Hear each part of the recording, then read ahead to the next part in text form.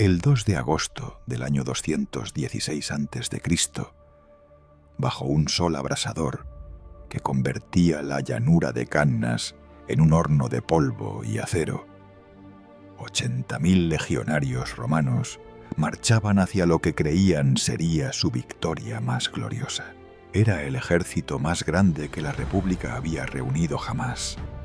Una masa imparable de hierro y disciplina que avanzaba con la arrogancia de quien nunca ha conocido la derrota total. En las filas contrarias, apenas 40.000 hombres, africanos, iberos, galos y cartagineses, observaban en silencio, esperando la señal de su comandante, un hombre cuyo nombre ya hacía temblar a Roma: Aníbal Barca. Lo que sucedió ese día, en aquella llanura polvorosa del sur de Italia, cambió para siempre la historia de Occidente. En apenas 8 horas de combate, la maquinaria militar más poderosa del mundo conocido fue destrozada, envuelta, estrangulada en un abrazo mortal de caballería y acero africano. 50.000 romanos cayeron en un solo día. Un océano de sangre que empapó la tierra de Apulia. Una cifra tan monstruosa que durante siglos nadie creyó que fuera posible. El Senado de Roma recibió la noticia con un silencio sepulcral. La República estaba al borde del abismo y el fantasma cartaginés que había cruzado los Alpes ahora golpeaba en el corazón de Italia. Cannas no fue simplemente una batalla. Fue una sinfonía de destrucción perfectamente orquestada. Una lección de genio militar que aún hoy se estudia en academias de todo el mundo. Aníbal transformó su inferioridad numérica en la mayor victoria táctica de la antigüedad, diseñando una trampa tan letal que 2000 años después seguimos asombrándonos ante su brutalidad matemática. Pero esta historia es más que números y formaciones.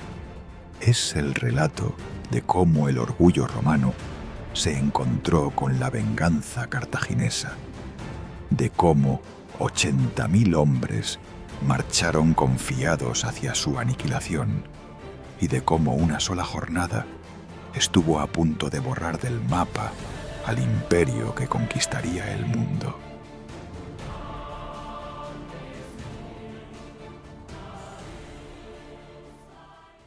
Capítulo 1. El fantasma que cruzó los Alpes. A mediados del siglo III a.C., el mundo mediterráneo era un tablero de poder dominado por 2 gigantes políticos y militares que parecían destinados a chocar una y otra vez.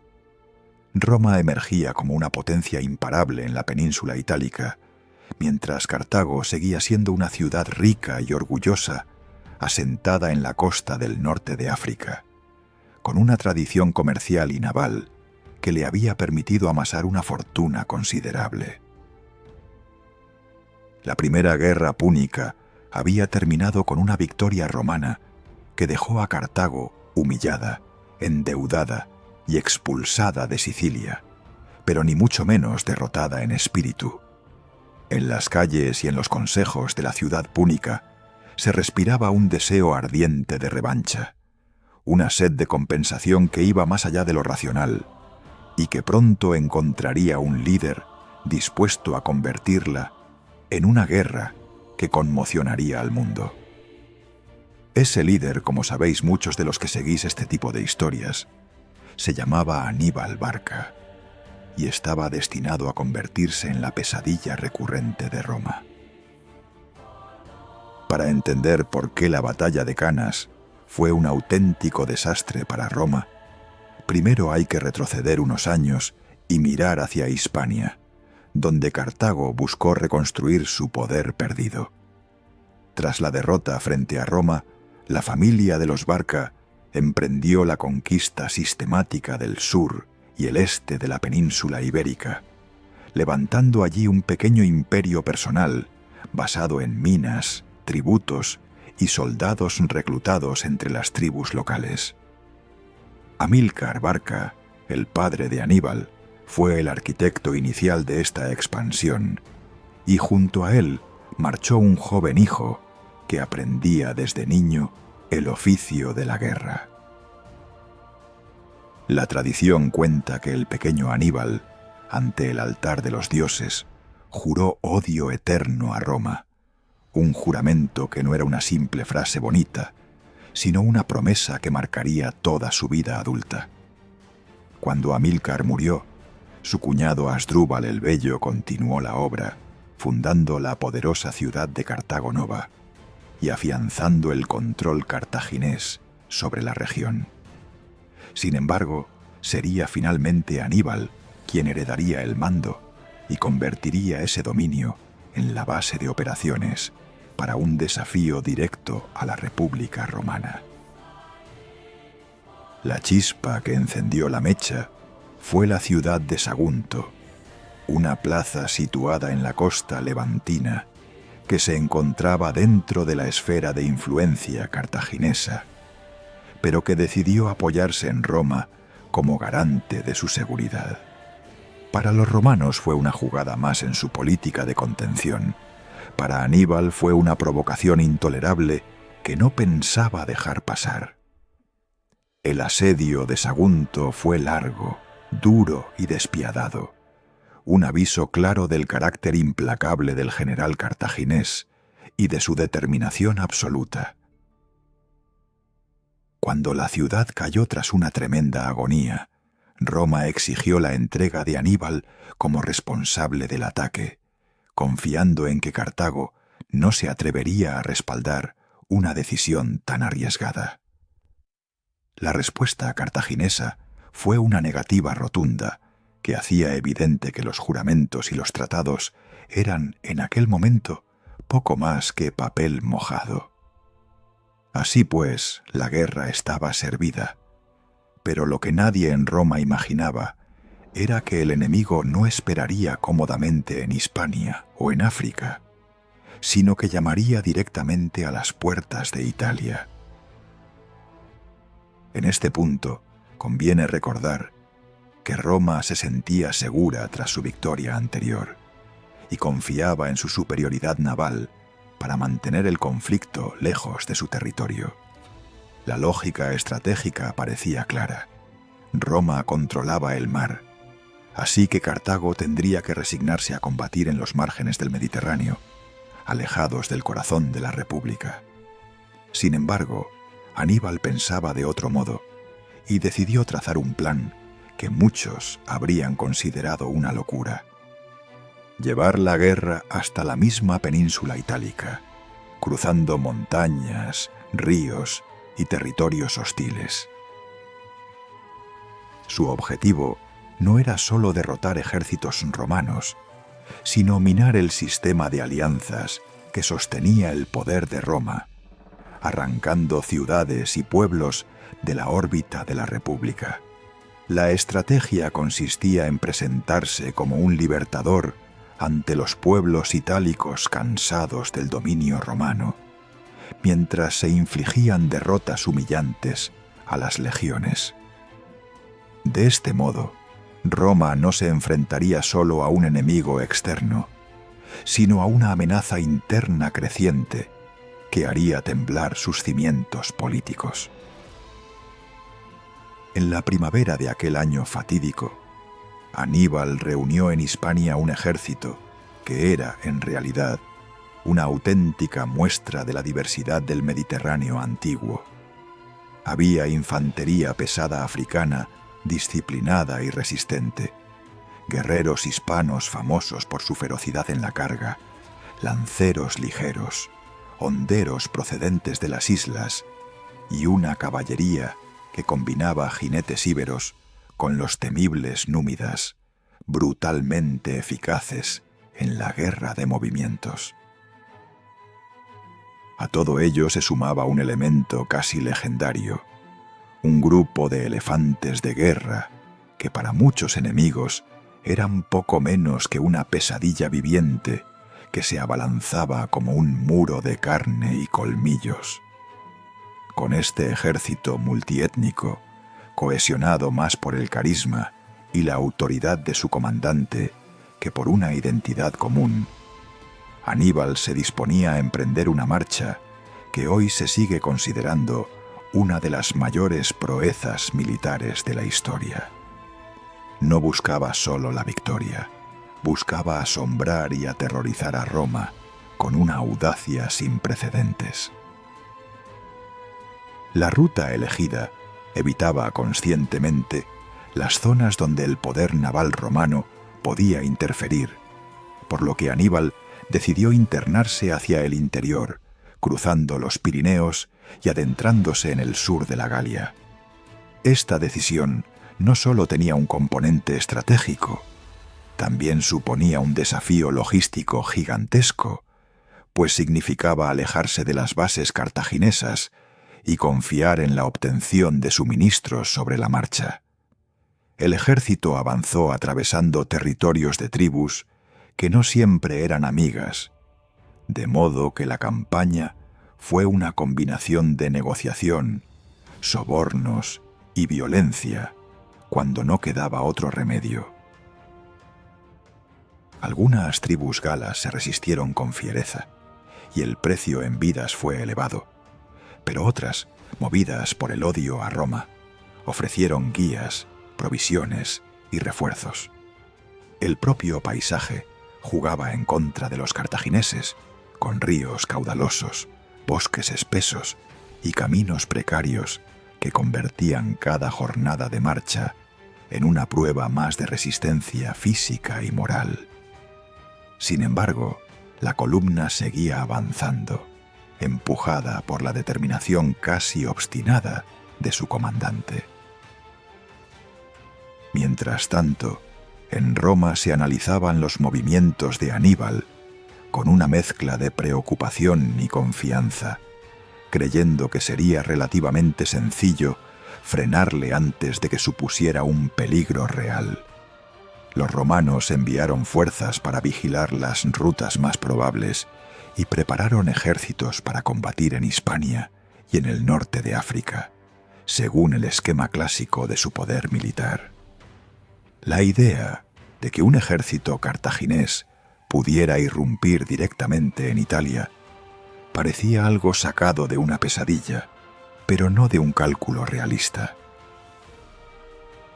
La mentalidad romana, muy segura de su disciplina y de la solidez de sus legiones, tendía a subestimar la capacidad de iniciativa de sus enemigos, y en ese error se encontraba la raíz de muchos de los golpes que estaban por venir. La aristocracia senatorial, acostumbrada a ver a Roma como una máquina de guerra imparable, no concebía que alguien pudiera invertir la lógica del conflicto y transformar a la propia república en campo de batalla. Ese exceso de confianza iba a costar muy caro en los años siguientes. El momento clave de esta fase de la campaña llegó cuando el ejército cartaginés alcanzó las proximidades del gran río que separaba la Galia meridional del interior del continente. Cruzar aquel obstáculo con decenas de miles de hombres, caballos y elefantes no era una simple maniobra, era un acto casi temerario. Las tribus locales, alarmadas por el paso de aquella marea de soldados, se debatían entre atacar, negociar o colaborar, conscientes de que de su decisión podían depender sus futuros privilegios o su propia supervivencia. Aníbal, que entendía bien la psicología de los jefes tribales, alternó la diplomacia con demostraciones puntuales de fuerza para dejar claro que resistirse podía ser un suicidio. Al final, mediante una mezcla de astucia, ingeniería improvisada y un uso implacable del tiempo, el cruce se llevó a cabo, consolidando la sensación de que nada parecía poder detener a aquel general que avanzaba como una tormenta hacia el este.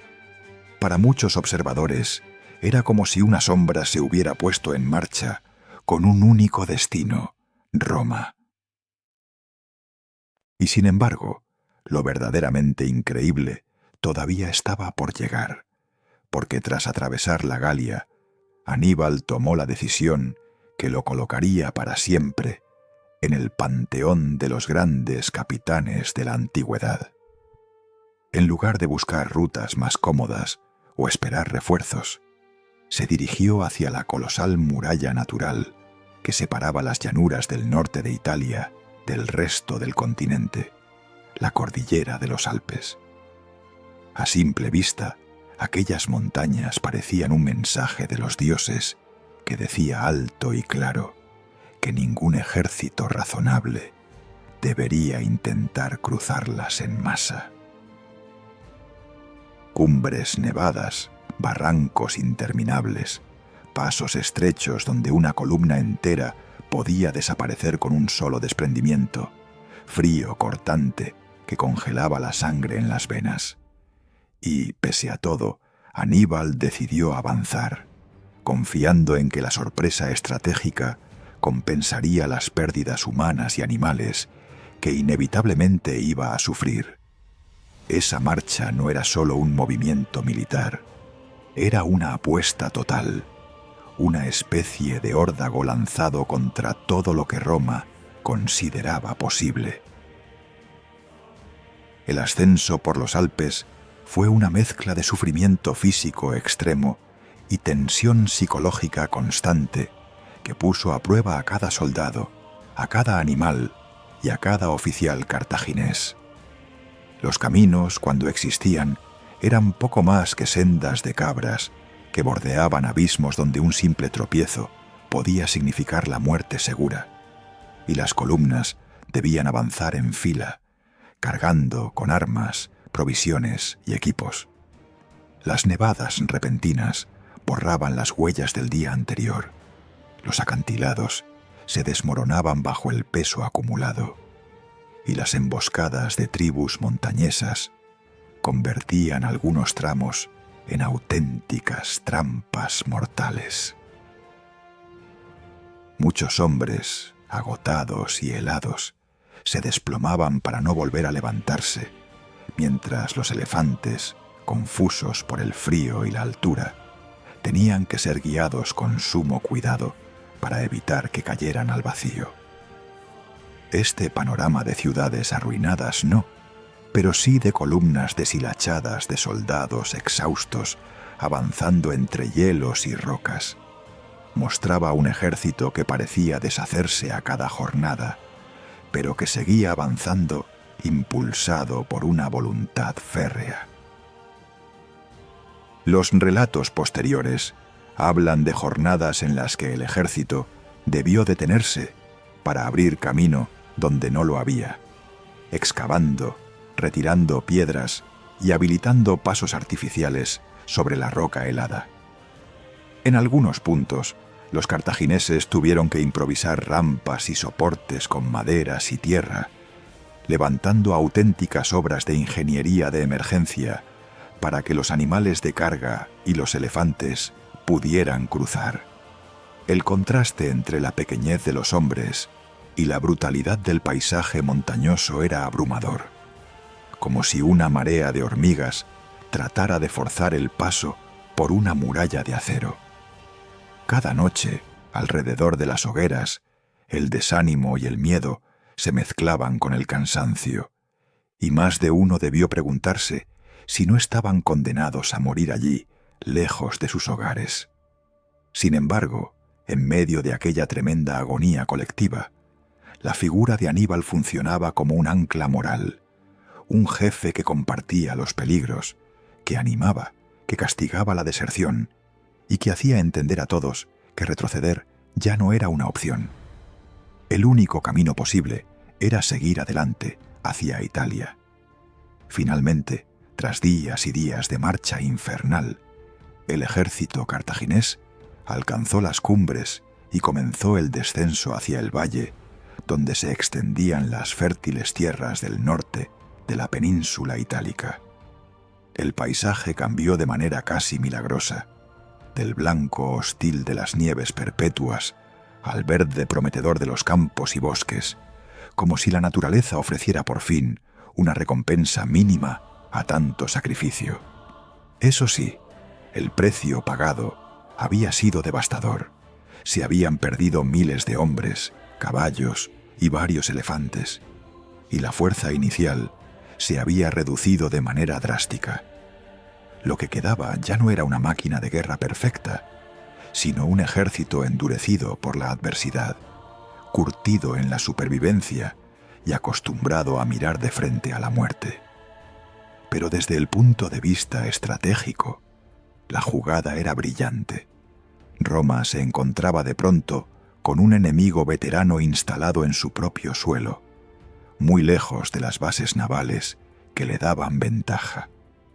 Aquella aparición súbita en el norte de Italia fue como ver materializarse un fantasma que nadie creía realmente posible. Así pues, cuando los exploradores romanos empezaron a informar de la presencia de fuerzas cartaginesas en aquellas llanuras, el estupor se mezcló con una alarma fría que fue calando lentamente en el Senado y en los mandos militares. Roma se dio cuenta de que ya no podía elegir cómodamente dónde y cuándo luchar, porque el enemigo había tomado la iniciativa y había trasladado el centro del conflicto a la propia península. A partir de ese momento, cada decisión, cada marcha y cada batalla se desarrollarían bajo la sombra de aquel general que había desafiado montañas, climas y distancias imposibles. El cruce de los Alpes no fue solo una hazaña logística, fue el prólogo de una serie de derrotas romanas que culminarían en la catástrofe de Cannas, donde la República estuvo a punto de desangrarse de forma irreversible. Pero esa historia, la de cómo el fantasma que cruzó los Alpes se convirtió en el azote de las legiones en campo abierto, comenzará a desplegarse en los siguientes episodios de esta larga y trágica guerra. Capítulo 2. El terror avanza hacia el sur. Cuando Aníbal descendió por fin a las fértiles llanuras del norte de Italia, ya no era solo el general audaz que había cruzado los Alpes, era un presagio viviente de desastre para Roma. Sus tropas, aunque muy mermadas, estaban endurecidas por la marcha y poseían una experiencia de combate que muchos ejércitos jamás alcanzaban en toda una vida de campañas. Frente a ellas, las legiones romanas, que se apresuraron a interceptarle, confiaban en su disciplina y en una tradición militar que consideraban superior a la de cualquier enemigo. La República pensaba que bastaría con una gran batalla frontal para enviar de vuelta a aquel intruso hacia los confines del mundo conocido. Sin embargo, lo que estaba a punto de suceder demostraría que Roma se enfrentaba a algo muy distinto de los adversarios habituales, una máquina de guerra flexible, creativa y despiadada que iba a convertir el norte de Italia en un escenario de humillaciones encadenadas. El primer gran choque serio en suelo italiano tuvo lugar cerca del río Tesino, en una batalla que, aunque relativamente pequeña en números, fue enorme en significado. Allí se encontraron la caballería cartaginesa de Aníbal y las fuerzas romanas dirigidas por Publio Cornelio Escipión, un cónsul experimentado que confiaba en frenar el avance enemigo antes de que se consolidara. El combate se resolvió con rapidez y crudeza, cuando la caballería númida e íbera de Aníbal maniobró con una agilidad que dejó descolocados a los jinetes romanos, acostumbrados a un estilo de lucha más rígido y previsible. La superioridad cartaginesa en movilidad convirtió el campo de batalla en un torbellino de cargas, retiradas fingidas y ataques por los flancos que desbarataron las líneas romanas. Escipión resultó herido y se vio obligado a retirarse, lo que significó que Roma había sufrido su primera derrota directa frente a Aníbal en suelo itálico. Y el mensaje era claro: La caballería cartaginesa era un arma letal que los romanos aún no sabían contrarrestar. Tras Tesino, Roma no se rindió ni mucho menos. Al contrario, reaccionó como una bestia herida que redobla sus esfuerzos y concentra más fuerzas para aplastar a quien ha osado tocarla. El Senado organizó un nuevo ejército consular y confió el mando a Tiberio Sempronio, un hombre enérgico, valiente, pero también impetuoso y ansioso por lograr una victoria rápida que borrara la mancha del primer revés. Sempronio se unió a las fuerzas de Escipión y decidió buscar un gran enfrentamiento cerca del río Trebia, seguro de que la superioridad numérica y la famosa solidez de las legiones se impondrían a un ejército extranjero, desgastado y lejos de su base. Aníbal, sin embargo, había estudiado la mentalidad romana y conocía ese orgullo impaciente que empujaba a sus enemigos a atacar incluso cuando las condiciones no les favorecían. En las heladas tierras ribereñas, el cartaginés comenzó a preparar una auténtica trampa, confiando en que Sempronio mordería el anzuelo con toda su fuerza. La jornada de la batalla del Trebia amaneció con un frío cortante, un clima despiadado que convertía cada gota de agua en un arma silenciosa contra los cuerpos agotados. Aníbal envió contra los romanos una fuerza de hostigadores que, como un aguijón constante, lanzó proyectiles y provocaciones hasta inflamar la ira de Sempronio, que decidió cruzar el río de inmediato para presentar batalla. Los soldados romanos, metidos en el agua helada hasta la cintura, perdieron calor y energía antes incluso de entrar en contacto con el enemigo, mientras los cartagineses aguardaban secos y alimentados en la otra orilla. Una vez desplegadas las líneas, la lucha fue feroz y sangrienta, pero el plan de Aníbal incluía algo más que una simple defensa frontal. Había ocultado tropas en los márgenes del campo de batalla para golpear en el momento oportuno. Cuando las legiones estaban ya comprometidas y fatigadas, esos contingentes emergieron como una tenaza inesperada y comenzaron a cerrar el círculo sobre los romanos, que se encontraron luchando no solo de frente, sino también por sus flancos y retaguardia. El resultado fue una carnicería organizada, un muro viviente de escudos y lanzas que se deshacía poco a poco bajo la presión de las tropas cartaginesas. Miles de romanos murieron o se ahogaron en el río durante la huida, mientras solo una parte del ejército conseguía escapar para refugiarse en plazas fortificadas. La batalla del Trebia no solo supuso otra victoria espectacular para Aníbal, también dejó al descubierto la peligrosa combinación de arrogancia y rigidez estratégica que lastraba a los mandos romanos. Muchos en el Senado, sin embargo, se resistieron a aceptar la magnitud del desastre y minimizaron las pérdidas, convencidos de que el potencial de la República les permitiría reponer hombres una y otra vez.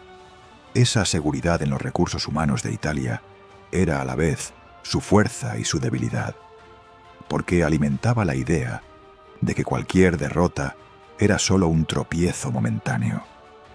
No vieron o no quisieron ver que se enfrentaban a un enemigo que estaba aprendiendo a aprovechar cada error romano con una precisión casi quirúrgica. Tras pasar el invierno en suelo itálico, Aníbal comprendió que su objetivo no podía limitarse a vencer ejércitos. Debía corromper el sistema de alianzas que sostenía la supremacía de Roma. La República no era solo la ciudad del Tíber, era una red de pactos, sometimientos y lealtades obligadas que unía a multitud de pueblos itálicos bajo su mando. Si esos pueblos comenzaban a dudar de la invencibilidad romana, el edificio político entero podría empezar a resquebrajarse. Por eso el cartaginés alternó el saqueo sistemático de los territorios fieles a Roma con un trato más benigno hacia aquellos que le abrían sus puertas o se mostraban dispuestos a colaborar. El mensaje era simple, pero devastador. Roma ya no podía protegeros, pero yo sí puedo castigaros o premiaros. Vosotros elegís en qué lado queréis estar. En este clima de incertidumbre y miedo, el Senado tomó una decisión que marcaría profundamente la fase siguiente de la guerra. Nombró dictador a Quinto Fabio Máximo, un aristócrata veterano que vio con claridad algo que muchos de sus contemporáneos no querían admitir. Fabio comprendió que enfrentarse a Aníbal en batallas campales era jugar al juego del cartaginés, y que Roma debía cambiar de estrategia si quería sobrevivir a aquella máquina de guerra imparable. En lugar de buscar el choque directo, Fabio optó por una política de desgaste, evitando combates decisivos, hostigando las líneas de suministros enemigas y obligando a Aníbal a vagar por Italia sin obtener la gran victoria política que necesitaba. Esta táctica prudente, que luego sería conocida despectivamente como estrategia fabiana, generó una profunda polémica. Muchos la consideraban una muestra de cobardía, una renuncia a la tradición romana de enfrentar el peligro con el acero desenvainado y el escudo en alto.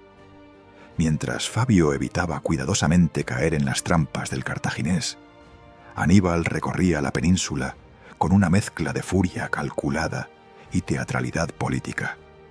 Saqueaba campos, incendiaba graneros, tomaba ciudades menores y dejaba a su paso un rastro de ciudades arruinadas, campos despoblados y población diezmada.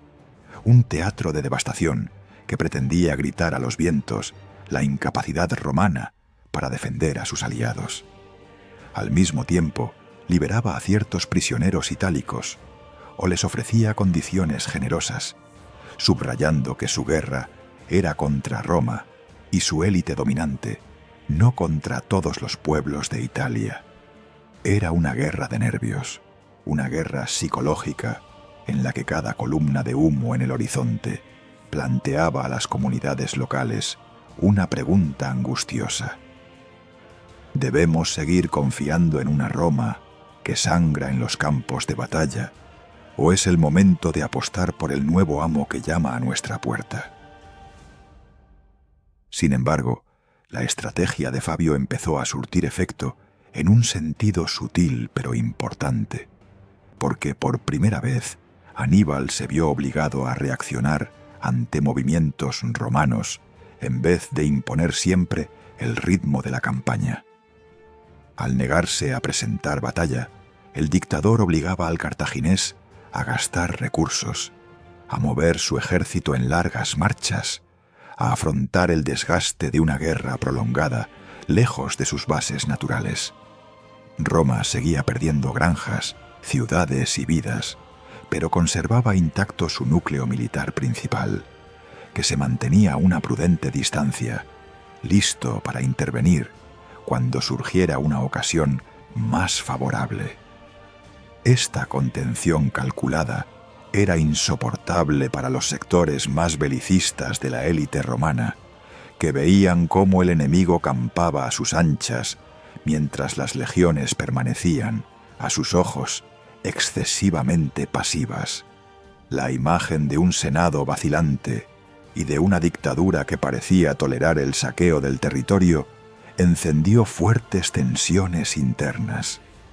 En ese ambiente de crispación, muchos jóvenes aristócratas empezaron a alzar la voz, reclamando una vuelta al estilo tradicional de guerra, una guerra de choque frontal en la que el valor y el número impusieran su ley.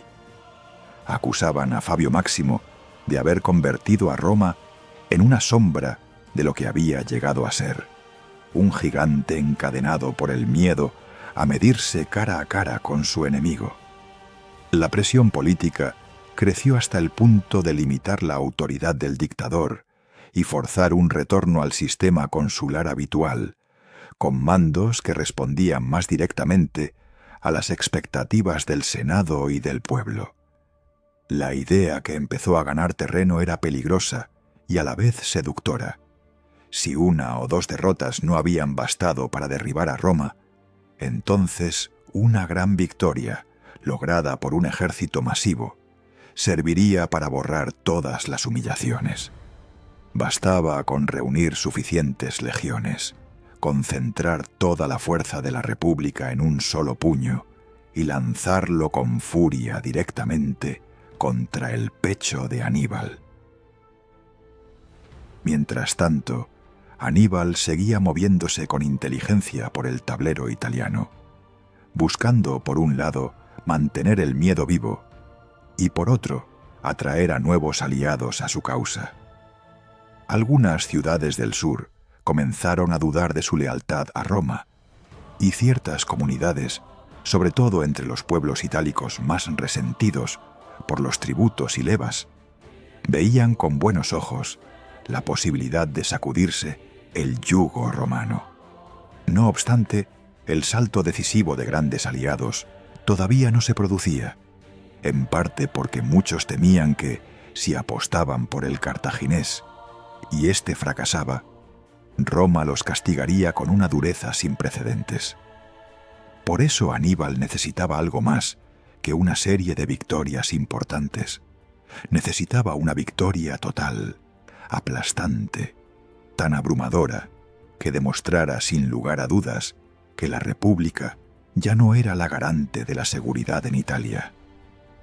Esa necesidad de un golpe definitivo sería el hilo conductor que acabaría llevándole hasta las llanuras de Apulia, donde el nombre de Canas quedaría grabado para siempre en la memoria de la humanidad. La elección de Canas no fue casual, y aquí conviene detenerse un momento para imaginar la situación estratégica con un poco de perspectiva.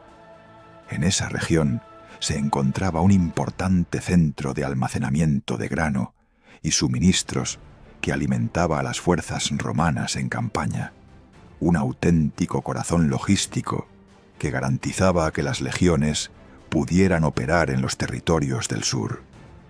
Tomar o amenazar seriamente ese depósito era como colocar un cuchillo en la garganta de la República, obligándola a reaccionar con urgencia.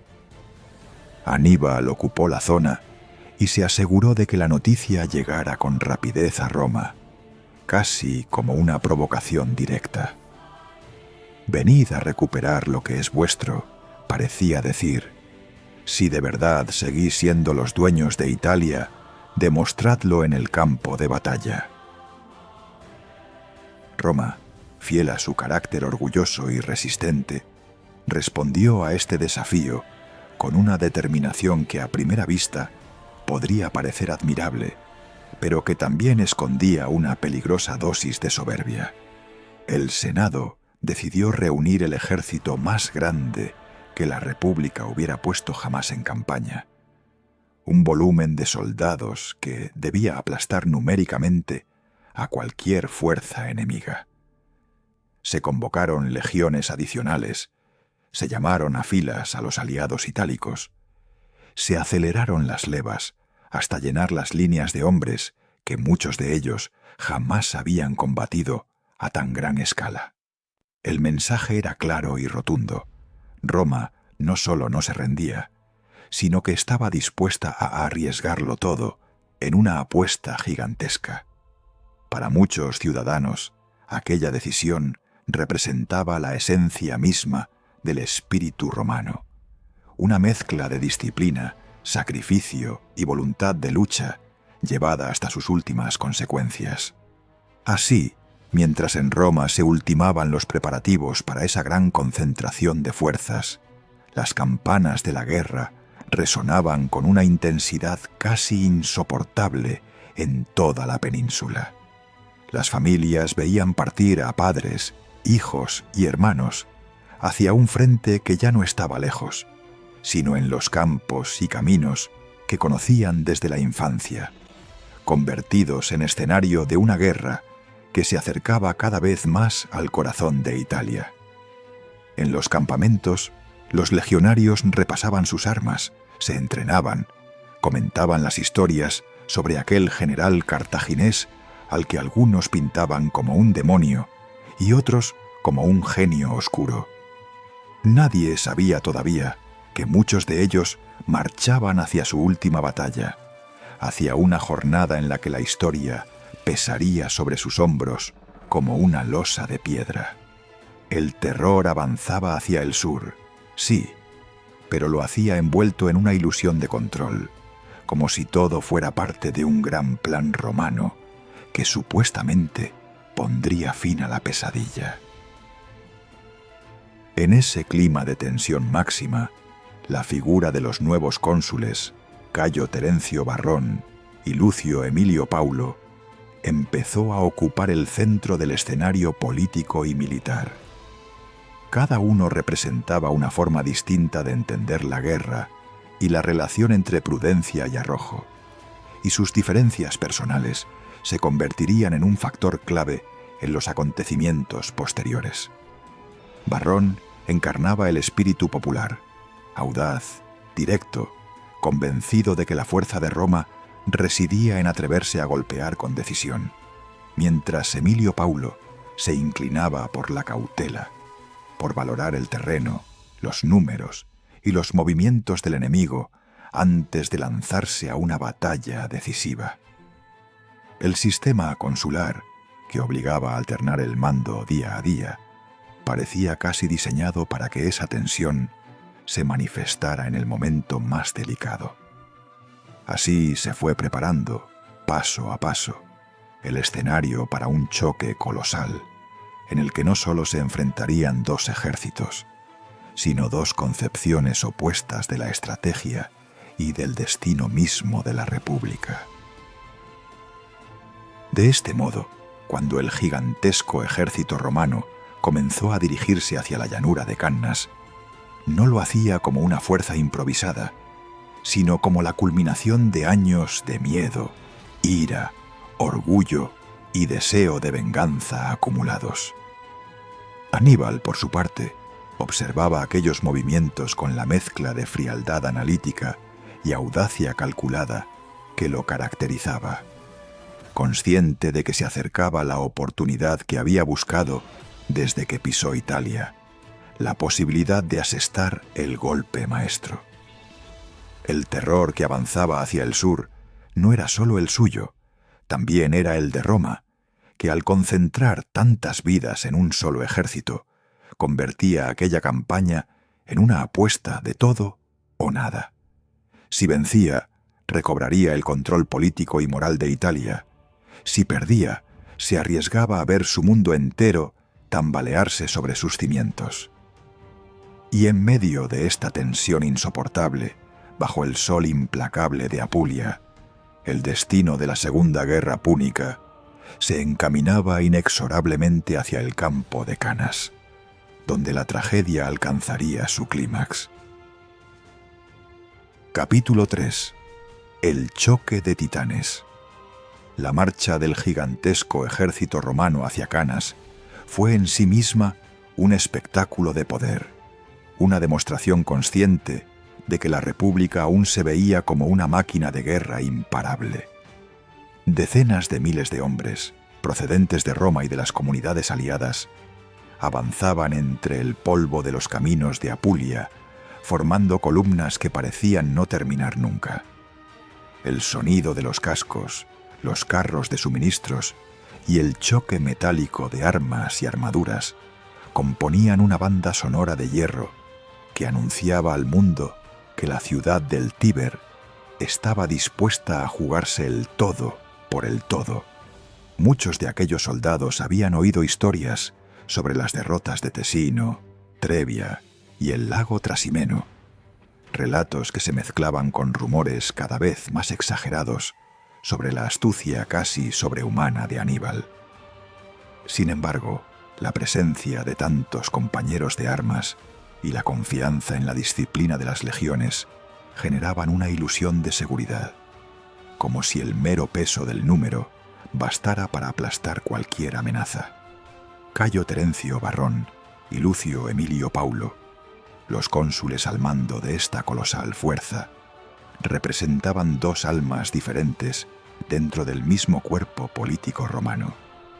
Varrón era el adalid de los sectores populares y de la aristocracia más agresiva, convencido de que Roma debía recuperar su honor mediante una victoria rápida y devastadora, sin titubeos ni medias tintas. Emilio Paulo, en cambio, veía con preocupación la temeridad de su colega, consciente de que Aníbal no era un enemigo cualquiera, sino un estratega experto en convertir la impaciencia del adversario en su mejor arma. El sistema consular, que alternaba el mando día a día, convertía esa discrepancia en una peligrosa moneda al aire, porque el destino de decenas de miles de hombres dependía literalmente de cuál de los dos cónsules tenía el control en el momento decisivo. Esta tensión interna, casi invisible para el soldado común, era una grieta subterránea que recorría todo el ejército romano camino de Canas. Al llegar a la región, Roma no solo buscó a Aníbal, también trató de recuperar el control del preciado depósito de grano y suministros que el cartaginés había arrebatado previamente. Canas no era una gran ciudad, pero su valor logístico la convertía en un punto neurálgico, un corazón que bombeaba alimentos y recursos a las fuerzas romanas desplegadas en el sur de Italia. Aníbal, consciente de ello, se había adelantado para ocupar la zona y forzar una reacción desesperada, sabiendo que el orgullo romano no toleraría ver aquel lugar en manos enemigas. El ejército consular acampó en las cercanías, y pronto comenzaron las escaramuzas y movimientos tácticos con los que ambos bandos tanteaban el terreno, midiendo fuerzas sin comprometer todavía el grueso de sus efectivos. Sin embargo, el ambiente se iba cargando cada día de una electricidad casi palpable, como si todo el paisaje respirara la inminencia de un enfrentamiento que no podía retrasarse para siempre. Aníbal, fiel a su estilo calculador, se tomó su tiempo para estudiar con detalle a sus adversarios y el campo de batalla que se extendía entre ellos. Observaba los movimientos de los romanos, sus despliegues, sus salidas y retiradas, atento a cualquier signo de impaciencia o de confianza excesiva. Sabía que Varrón deseaba una gran batalla campal y que una parte importante del Senado le apoyaba en esa intención, lo que le permitía anticipar que tarde o temprano Roma cometería el error de aceptar el combate en las condiciones que él mismo propusiera. El terreno alrededor de Canas ofrecía amplias llanuras, cruzadas por el curso del río Aufidio y por algunas ondulaciones suaves que podían esconder sutiles ventajas tácticas. Mientras los legionarios romanos veían sobre todo un espacio adecuado para una colosal embestida frontal, Aníbal veía un tablero donde podía dibujar una trampa letal con la precisión de un cirujano. En el campamento romano, las discusiones estratégicas eran intensas, aunque muchas de ellas quedaban ocultas tras el velo de la jerarquía y la disciplina. Emilio Paulo defendía la prudencia, sugería maniobrar, hostigar al enemigo y evitar un choque directo al menos hasta conocer mejor los planes de Aníbal y la naturaleza del terreno.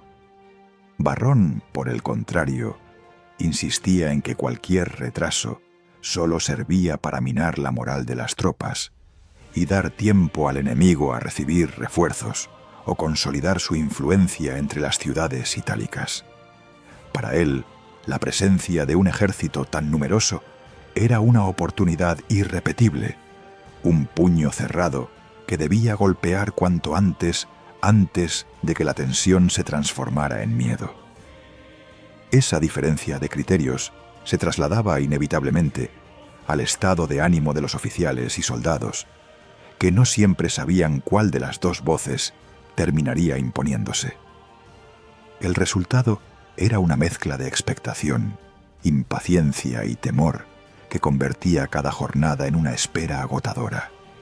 Roma había reunido una fuerza descomunal, un verdadero coloso compuesto por legiones reforzadas y contingentes aliados que sumaban decenas de miles de infantes y una caballería respetable, aunque inferior en calidad a la cartaginesa. El plan romano, al menos sobre el papel, parecía sencillo y contundente: utilizar aquella masa humana como un ariete compacto, capaz de romper cualquier línea enemiga por pura presión. Para eso, los mandos decidieron agrupar a la infantería pesada de manera más densa de lo habitual, formando un bloque profundo de hombres que avanzaría como una marea de escudos y espadas. Con una formación tan apretada, esperaban que la fuerza del empuje aplastara el centro cartaginés, abriéndolo como si fuera una puerta mal asegurada. La caballería, situada en ambos flancos, debía cumplir el papel de protección y apoyo, manteniendo a raya a los jinetes enemigos, mientras el núcleo de la batalla se decidía en el choque frontal. Aníbal contaba con menos soldados de infantería pesada que los romanos, pero poseía una caballería muy superior en calidad y experiencia, especialmente gracias a los jinetes númidas y a la caballería hispana. Su ejército era un mosaico de pueblos y tradiciones guerreras, desde los lanceros africanos disciplinados hasta los celtas impulsivos, pasando por infantería ligera experta en hostigar con jabalinas y proyectiles. Esta diversidad, lejos de ser un obstáculo, se convertía en una fuente de flexibilidad táctica que el general cartaginés sabía explotar con maestría.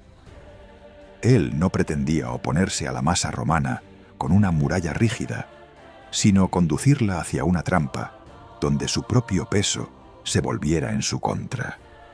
Para ello diseñó una disposición de fuerzas que a simple vista podía parecer débil e incluso imprudente, pero que escondía una lógica letal pensada para transformar la superioridad numérica del enemigo en una condena. En los días previos al enfrentamiento decisivo, se libraron pequeñas acciones que, aunque menores en tamaño, resultaron cruciales para la configuración psicológica del choque mayor. Algunos destacamentos de caballería se encontraron en el campo abierto, y los jinetes púnicos demostraron una vez más su habilidad para maniobrar, golpear y desaparecer antes de que los romanos pudieran organizar una respuesta coherente. Estas escaramuzas alimentaron tanto la confianza de los cartagineses como la impaciencia de elementos del mando romano, que percibían cada pequeño revés como una humillación que exigía una reparación urgente. En los corredores del campamento, los rumores se expandían con rapidez, amplificando los éxitos enemigos y las dudas propias. Cada jornada sin una batalla decisiva era, para muchos, otro día en el que Roma dejaba que el terror de la figura de Aníbal siguiera creciendo en la imaginación de soldados y aliados.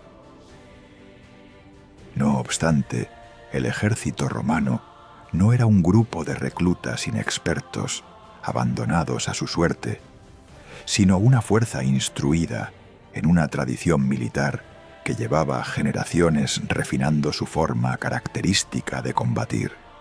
El triplex acies, la organización en 3 líneas de infantería pesada, seguía siendo la base de su sistema, una red de reservas escalonadas que permitía sostener la presión durante largas horas de combate.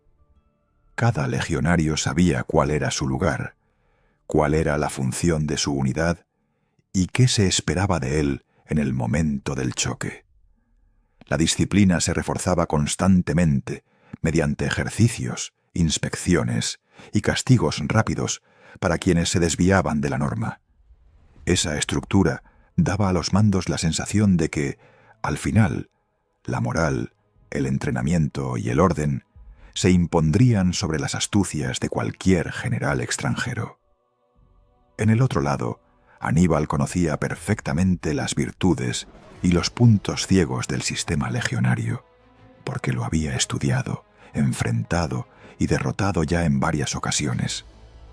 Sabía que, una vez lanzadas al combate, las legiones eran como una corriente de agua comprimida. Avanzaban con una fuerza terrible, pero tendían a seguir la inercia de su propia dirección. También conocía el orgullo romano en su formación cerrada y el valor que otorgaban a mantenerse firmes, hombro con hombro, bajo el peso del enemigo.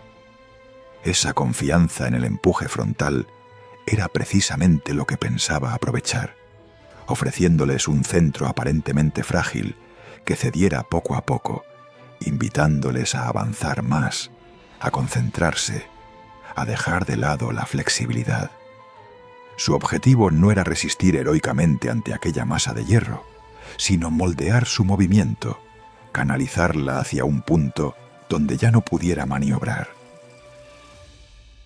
Las discusiones finales en el seno del mando romano culminaron cuando llegó el día en que Varrón asumía el mando del ejército, y con él se impuso la voluntad de buscar la batalla campal sin más dilación. Emilio Paulo, aunque seguía oponiéndose a un choque en aquellas condiciones, se vio obligado por el sistema y por la presión política a aceptar la decisión, con la amarga certeza de que estaba entrando en un juego cuyas reglas favorecían al enemigo. Las órdenes se transmitieron por el campamento, se prepararon armas, se revisaron armaduras, se afilaron espadas y se reajustaron correajes en un ritual repetido incontables veces en la historia de Roma. Muchos soldados sintieron una mezcla de miedo y exaltación, el presentimiento oscuro de lo que podía suceder, combinado con el entusiasmo casi ebrio del que cree estar a las puertas de una victoria decisiva. Esa noche, el gigantesco campamento romano fue un hervidero de voces, plegarias y silencios tensos, mientras en la distancia las hogueras cartaginesas brillaban como ojos fijos en la oscuridad. En el campamento de Aníbal, el ambiente era distinto, menos marcado por la grandilocuencia y más por la concentración fría de quienes sabían que se jugaban su supervivencia en territorio enemigo. El general cartaginés repasaba una y otra vez la disposición que daría a sus hombres al amanecer, ajustando la posición de cada contingente según su función en la gran maniobra envolvente que había imaginado. Los celtas y otros guerreros de ánimo fogoso serían colocados en el centro adelantado, formando una especie de arco convexo que se proyectaría hacia las líneas romanas. A ambos lados, algo más retrasadas, se situarían las unidades africanas más disciplinadas, capaces de mantener la cohesión incluso en medio del caos del combate. La caballería, su arma predilecta, se desplegaría en los flancos con la intención no sólo de contener a los jinetes romanos, sino de destruirlos y luego caer sobre la espalda del enemigo. El amanecer del día elegido llegó envuelto en una luz dura y sin matices, propia de las llanuras abiertas de Apulia, donde el sol parecía prometer desde temprano una jornada abrasadora. El polvo, levantado por los movimientos de tropas y caballos, comenzaba ya a formar una neblina marrón que se mezclaría pronto con el sudor y la sangre. Los romanos salieron de su campamento formando largas líneas, con estandartes y enseñas levantados, dando al conjunto una apariencia de muro viviente que avanzaba de manera inexorable hacia el enemigo. El espectáculo debía de ser impresionante, incluso para los veteranos cartagineses, acostumbrados a 1000 paisajes de guerra, porque pocas veces, en la antigüedad, se había concentrado tanta fuerza humana en un mismo punto. Y sin embargo, detrás de esa imagen de poder sólido, latía la fragilidad de un plan que confiaba demasiado en el número y demasiado poco en la comprensión del enemigo que tenían enfrente. En las filas cartaginesas, cada soldado conocía su papel en un esquema mayor que solo unos pocos entendían en su totalidad, pero cuya lógica se percibía en la seguridad con la que los oficiales daban las órdenes. Los guerreros celtas, situados en el centro, sabían que serían los primeros en recibir el impacto brutal de la infantería romana, y se preparaban mentalmente para resistir y retroceder sin desbandarse. A los lados, los africanos de infantería pesada se mantenían algo más atrás, listos para avanzar en el momento oportuno y transformar ese retroceso en una curvatura mortal. La caballería, dividida en ambos extremos, miraba de reojo a las líneas de jinetes romanos, midiendo distancias y preparando a los caballos para las cargas iniciales que decidirían el control de los flancos. Era como si todo el ejército cartaginés estuviera dispuesto en una respiración contenida, esperando la señal que transformaría aquella quietud tensa en un torbellino de movimiento calculado. Así pues, el escenario estaba listo para el choque de titanes, con dos formas opuestas de entender la guerra mirándose a los ojos a través de una llanura polvorienta. Por un lado, la confianza casi religiosa de Roma en la fuerza bruta de sus legiones, comprimidas en una masa densa, destinada a romperlo todo a su paso. Por otro, la mente fría de Aníbal, que había convertido el terreno, las unidades y hasta el carácter del enemigo en piezas de un rompecabezas mortal. Lo que iba a decidirse en Cannas no era solo una batalla más de la interminable lista de guerras antiguas, era una demostración de hasta dónde podía llegar la táctica cuando se enfrentaba de tú a tú con la superioridad numérica.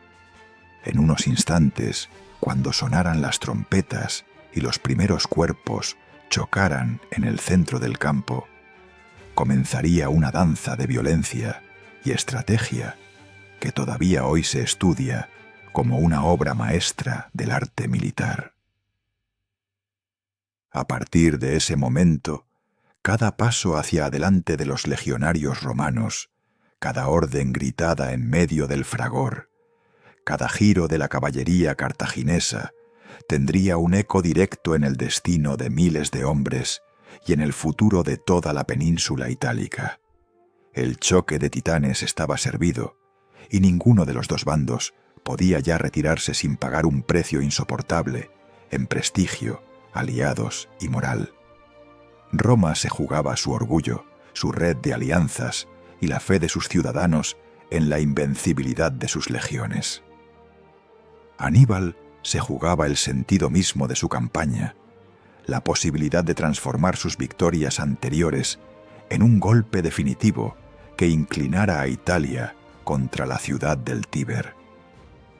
El tablero de Cannas, convertido en una llanura de polvo, sol y acero, estaba a punto de ser testigo del clímax de una guerra que ya había desangrado a miles, pero que aún no había mostrado su rostro más terrible.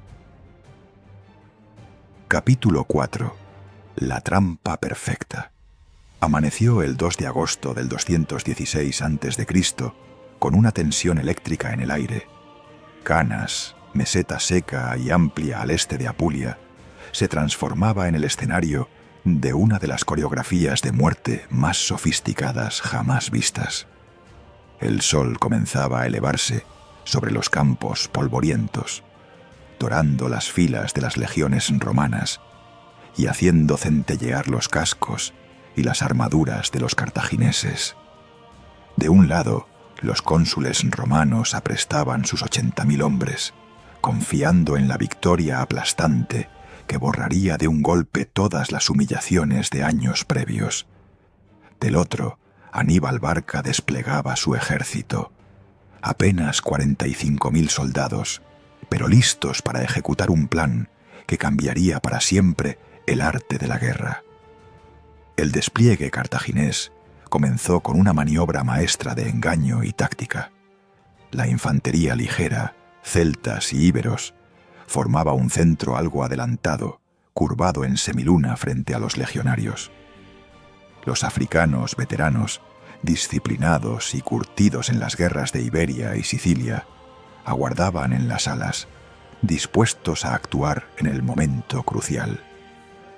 En los flancos, dos grupos de caballería, la pesada hispana en uno, ágil y embarcada en el choque directo, y la ligera, númida en el otro, experta en movimientos envolventes y persecución.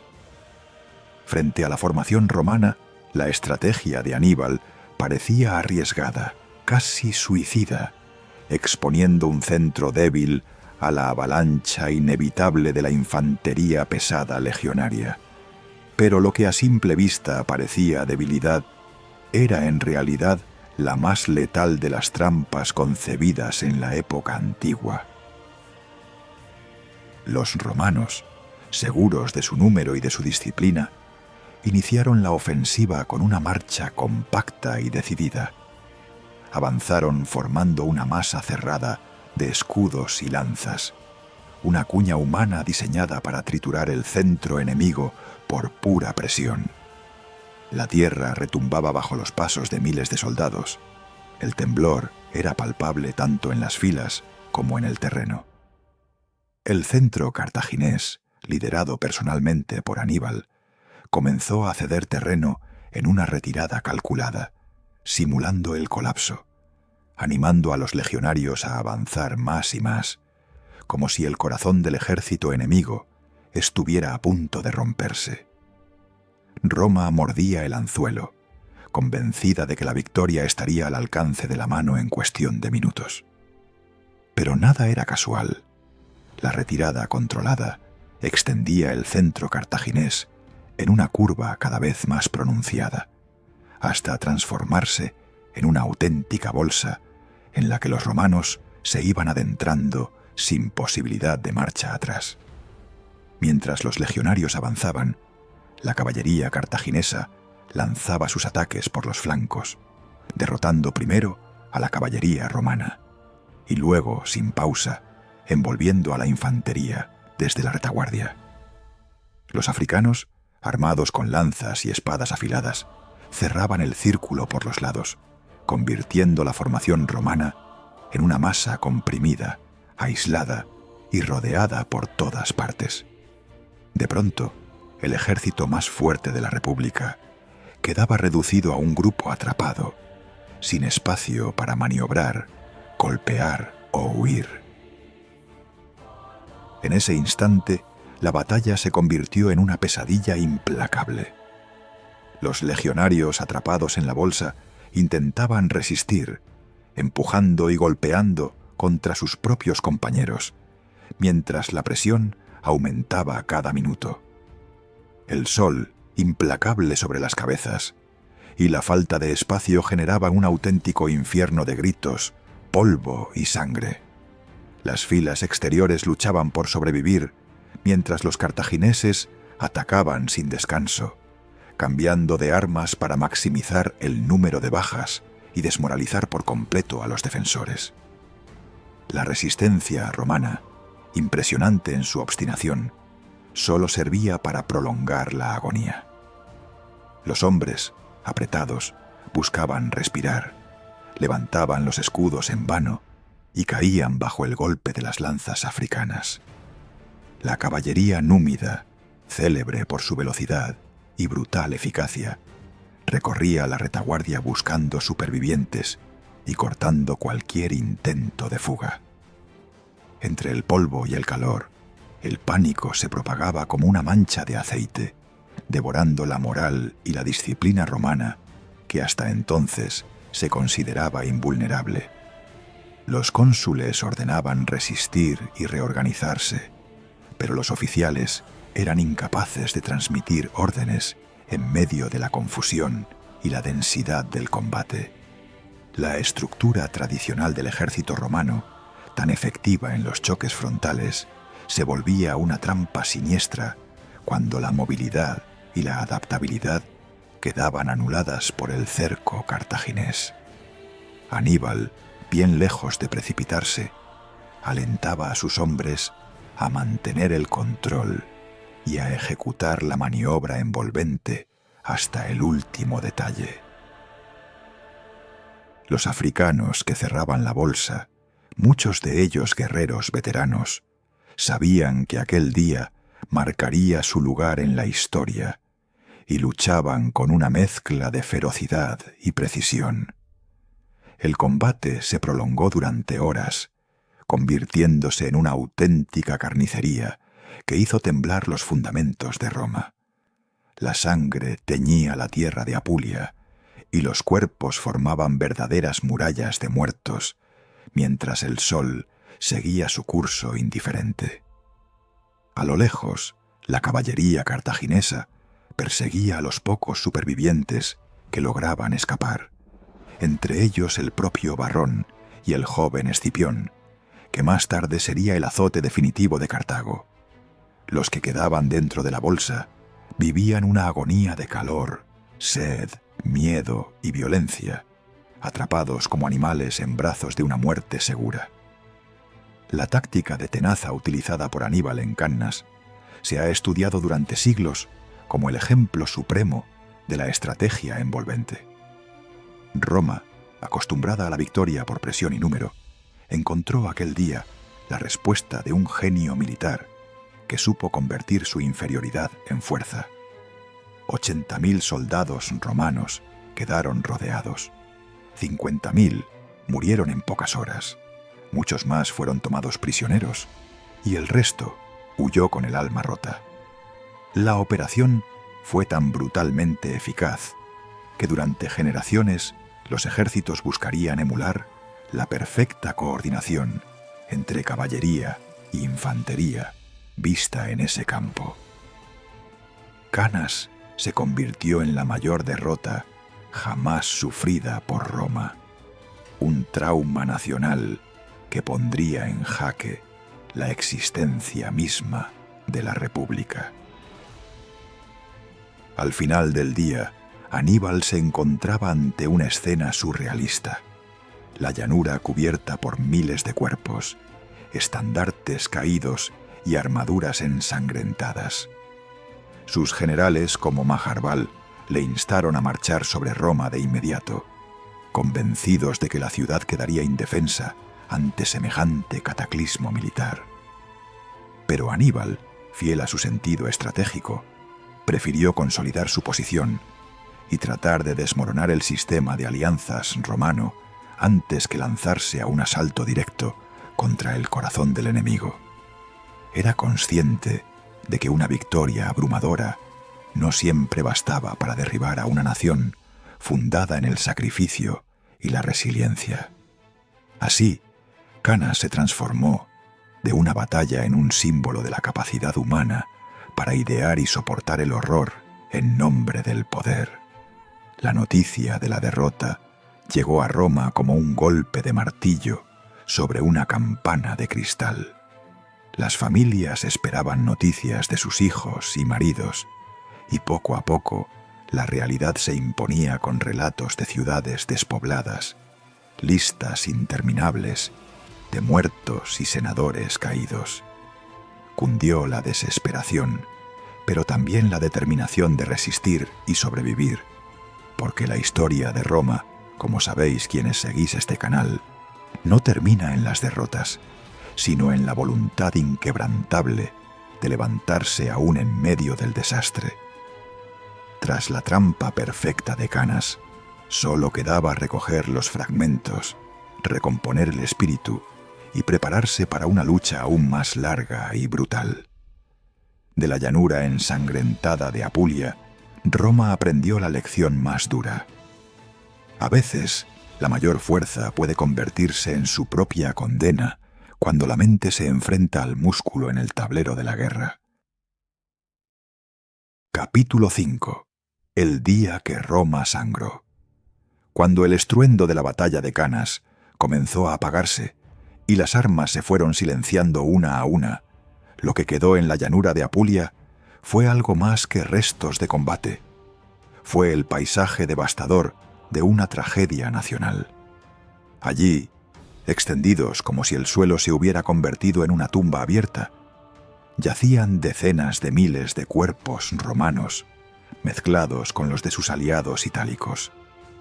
El aire estaba cargado de polvo, humo y ese olor metálico de la sangre que lo impregna todo, mientras algunos caballos sin jinete vagaban desorientados entre cadáveres y restos de estandartes rotos.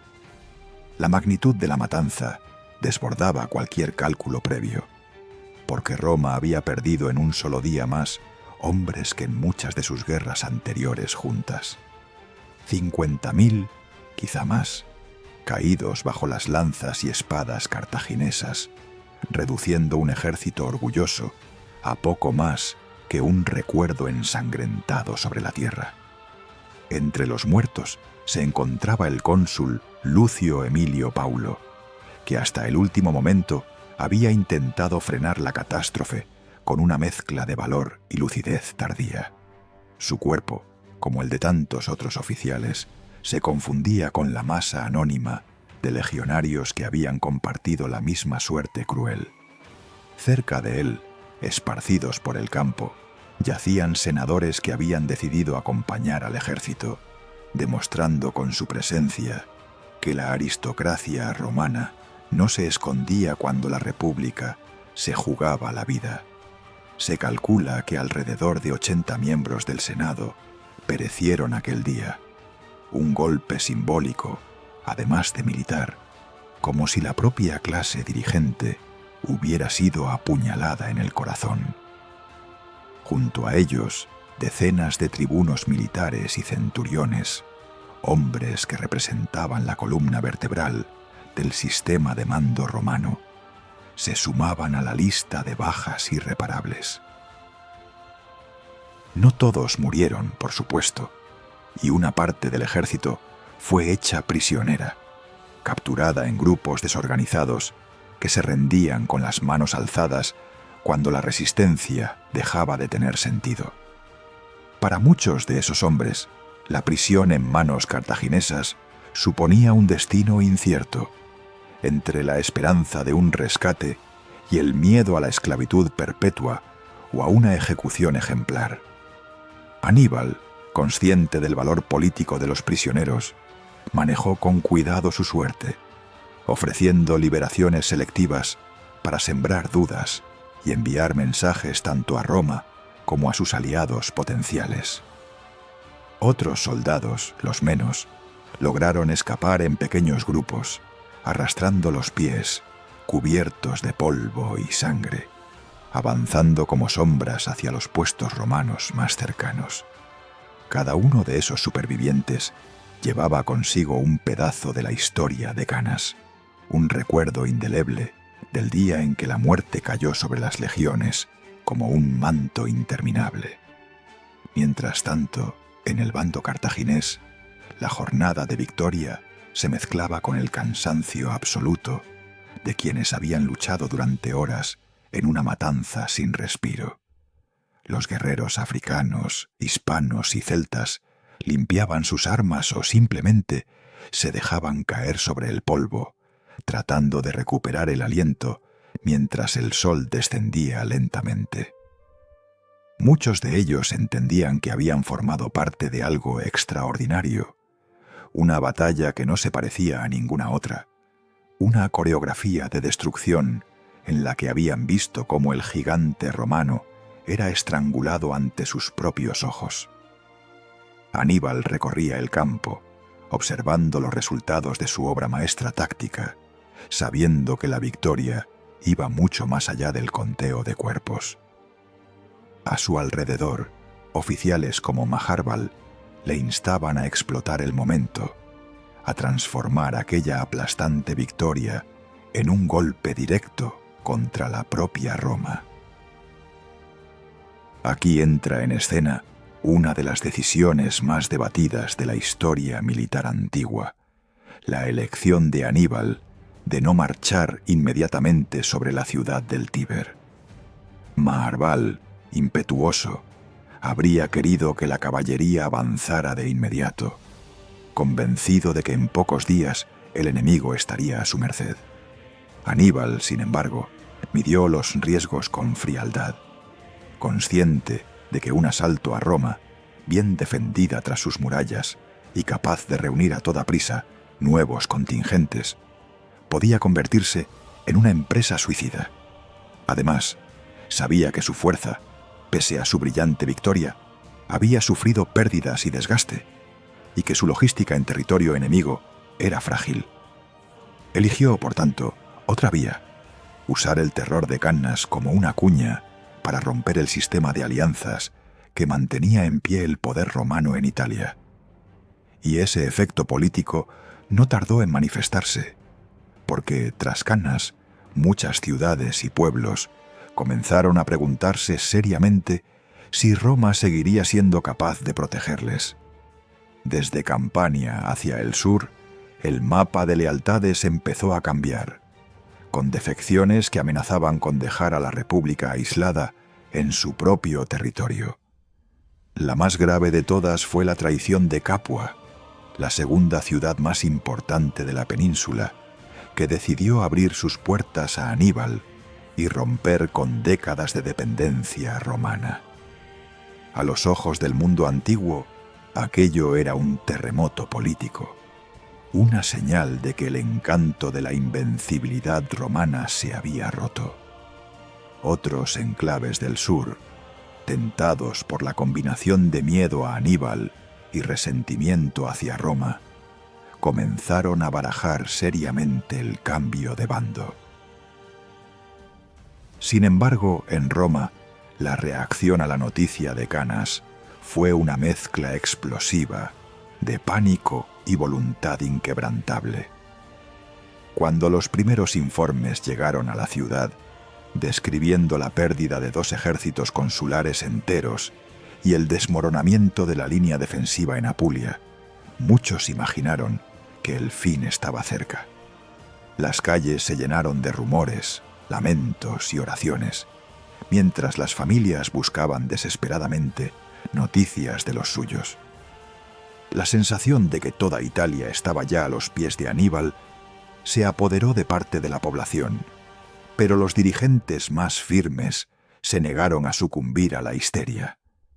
Bajo esa presión insoportable, el Estado romano mostró uno de sus rasgos más terribles y admirables a la vez: su capacidad para seguir luchando aun cuando todo parecía perdido.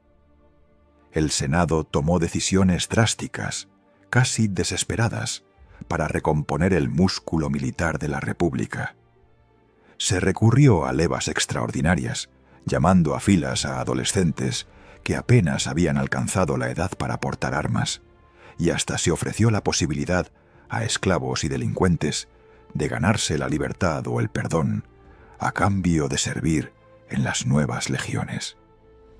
Se levantaron más de una docena de nuevas formaciones, un esfuerzo titánico que exprimía los recursos humanos de Italia casi hasta el límite de lo posible.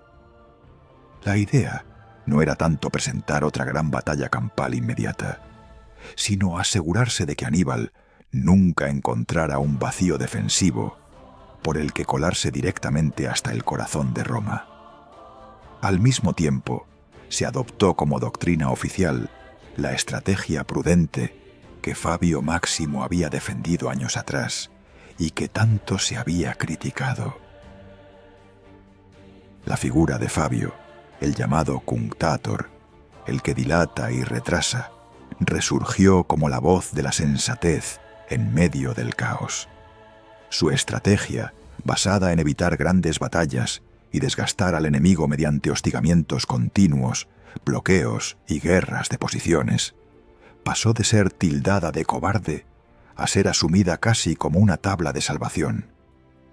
Después de Canas, Roma comprendió que enfrentarse a Aníbal en campo abierto, bajo sus reglas, era condenarse a nuevos desastres. En lugar de eso, decidió hacer lo que mejor sabía hacer a largo plazo: resistir, endurecerse y transformarse a golpe de necesidad. La República se convirtió en una especie de roca obstinada que se negaba a ser arrastrada por la corriente, aunque el agua le golpeara sin descanso. Mientras Roma se rearmaba y reorganizaba, Aníbal intentaba capitalizar su victoria, asegurando y ampliando su base de apoyo en el sur de Italia. Capua se convirtió en su gran aliada, una ciudad rica y estratégicamente situada que le proporcionaba refugio, recursos y un poderoso símbolo de legitimidad. También buscó atraer a ciudades como Tarento y otras plazas importantes, utilizando agentes, promesas y, cuando era necesario, la amenaza directa de la fuerza. Sin embargo, pese a estos éxitos, la mayoría de las comunidades italianas siguieron fieles a Roma, ya fuera por miedo a su venganza futura o por una lealtad construida durante generaciones de alianzas. Aníbal descubría, poco a poco, que la victoria en el campo de batalla no siempre se traducía en una victoria política completa.